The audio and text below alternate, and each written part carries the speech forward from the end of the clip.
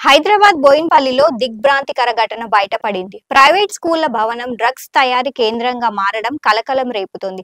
మేధా హైస్కూల్లో eagle team దాడులు జరిపి 21 కోట్ల రూపాయల విలువైన డ్రగ్స్ ను స్వాధీనం చేసుకుంది. ఈ ఆపరేషన్ లో స్కూల్ యాజమాని సహా ముగ్గురు అరెస్ట్ అయ్యారు. బోయిన్పల్లిలోని మేధా హైస్కూల్లో ఈగల్ టీం భారీ డ్రగ్స్ ర్యాకెట్ ను గుట్టు రట్టు చేసింది. మూసివేసిన ఈ పాఠశాలలో పెద్ద ఎత్తున ఆల్ఫ్రాన్జోమ్ తయారవుతుందని దాడుల్లో బయటపడింది. ఈ ఆపరేషన్ లో 21 కోట్ల రూపాయల విలువైన 3,50 కిలోల ఆల్ఫాన్జోమ్లు 21 లక్షల నగదు స్వాధీనం చేసుకున్నారు. కేవలం 2 రోజుల్లోనే ఈ డ్రగ్స్ విక్రయించి ఆ నగదు సంపాదించారని అధికారులు వెల్లడించారు.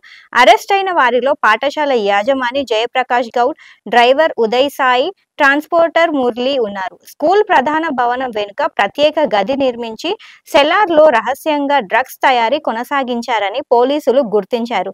సంఘటనా స్థలం నుంచి రసాయనాలు, డ్రమ్ములు, స్టఫ్, చిన్న రియాక్టర్ ను స్వాధీనం చేసుకున్నారు. ఈ రియాక్టర్ ఒకేసారి 5 కిలోల ఆల్ఫ్రాన్జోమ్ ఉత్పత్తి చేయగల సామర్థ్యం ఉందని అధికారులు తెలిపారు.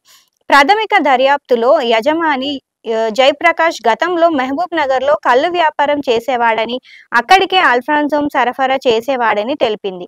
మంచి డిమాండ్ రావడంతో స్కూల్ భవనంలోనే రహస్యంగా ఈ తయారీ కేంద్రాన్ని నెలకొల్పినట్లు పోలీసులు చెబుతున్నారు. ప్రస్తుతం రసాయనాల సరఫరా నెట్వర్క్ పై దర్యాప్తు కొనసాగుతోంది.